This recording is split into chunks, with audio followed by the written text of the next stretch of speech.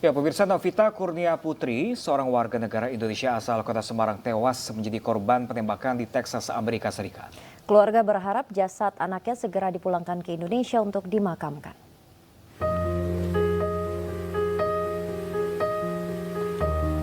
Novita Kurnia Putri, warga asal kota Semarang, Jawa Tengah, menjadi korban penembakan di Texas, Amerika Serikat. Pihak keluarga masih menunggu kedatangan jenazah Novita Kurnia Putri. Namun keluarga masih belum mendapatkan informasi terkait kapan jenazah Novita akan dipulangkan dan tiba di Indonesia. Tanggal berapa dia video call sambil kerja? Bulan September. Kayaknya bulan September ya video call. Oktober. Saya kanggo klambi biru gitu kan. Mbak Novita itu juga kerja di sana kan? Iya, Mbak Novita di Texas tuh baru kerja 1 bulan. Novita menjadi korban salah sasaran yang ditembak oleh pelaku aksi pencurian mobil. Jenazah korban rencananya akan dipulangkan ke tanah air sesuai permintaan pihak keluarga. Dari Semarang, Jawa Tengah, Kristadi, iNews melaporkan. Pembangunan jembatan Jugosari Lumajang, Jawa Timur masih terhambat. Perkembangan pembuatan jembatan hingga kini baru mencapai 40%. Jembatan Jugosari yang menghubungkan dusun Sumber Langsep dengan Sumber Kajar di Desa Jugosari, Kecamatan Candipuro, Lumajang, masih dalam proses pembangunan kembali. Sebelumnya jembatan ini putus pada bulan Januari akibat diterjang banjir lahar dingin Gunung Semeru. Jembatan darurat yang dibangun pun putus pada Sabtu lalu. Warga berharap jembatan yang mulai dibangun akan kembali segera rampung agar aktivitas mereka kembali normal.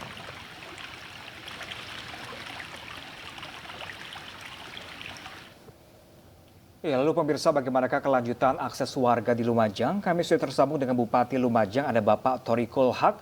Halo, selamat siang Pak Thorik. Pak Thorik, ini jembatan... Assalamualaikum. Ya, waalaikumsalam warahmatullahi wabarakatuh. Pak Thorik, jembatan juga belum usai rampung. Pak Thorik, lalu apa saja hambatan yang terjadi Bapak di sana? Ini adalah jembatan limpas. Jembatan limpas itu jembatan yang punya 2 fungsi.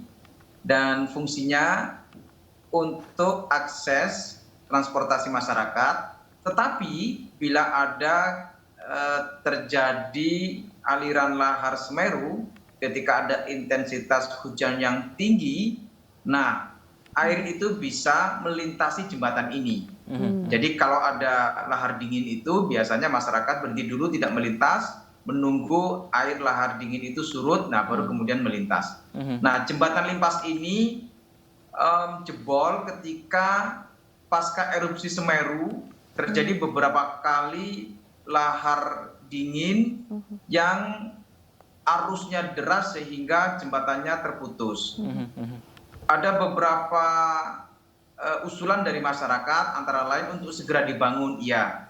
Tetapi kita mempertimbangkan banyak sisi. Sebenarnya dalam kurun waktu 3 bulan yang lalu, kita sudah melakukan koordinasi dengan Balai Besar Wilayah Sungai, dan atas usulan dari masyarakat dan pemerintah Kabupaten Lumajang, kemarin dalam waktu kira-kira 1 minggu yang lalu sudah mulai dibangun kembali. Dan 4 hari yang lalu saya meninjau lokasi ini, jembatan limpas di Jugosari.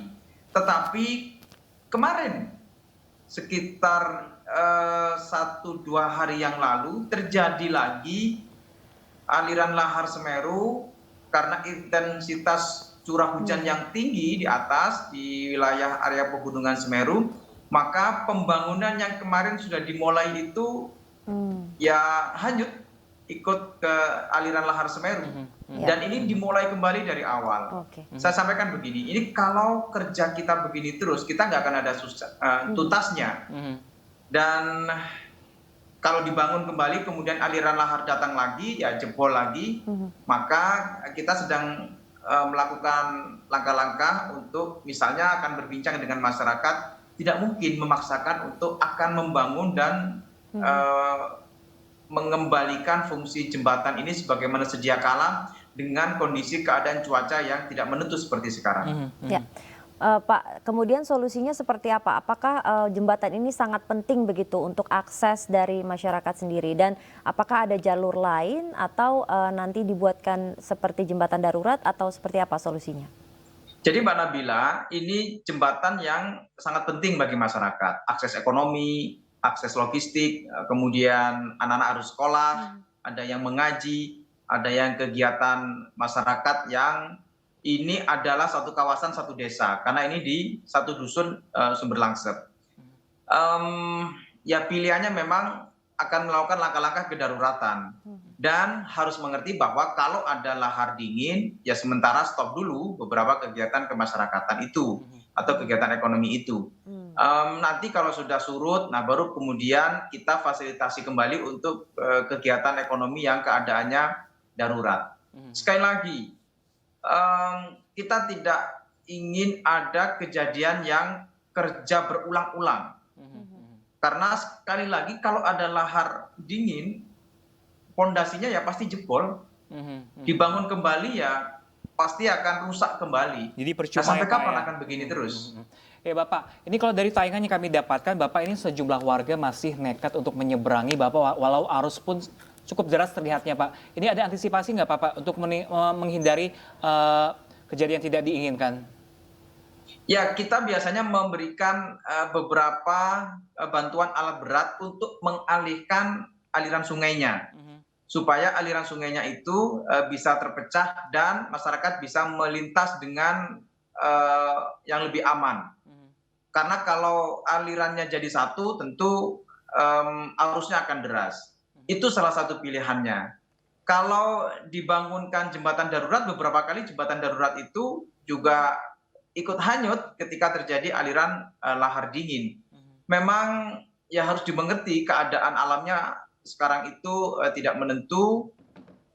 Nanti bila sudah musim hujan ini reda, kita kembali ke musim kemarau, akan dimulai kembali untuk pembangunan jembatan limpas ini. Kemarin sudah pondasinya sekitar 7 meter dibangun, dipondasikan dengan kekuatan yang lebih, tinggal ngecor di atas pondasi itu. Dalam waktu sekitar 2 minggu dikerjakan, pondasi itu sudah kokoh. Nah kemarin 2 hari yang lalu ada aliran lahar dingin yang melampaui jembatan limpas ini, dan ya hancur lagi yang pondasi yang sudah dibangun dikerjakan itu.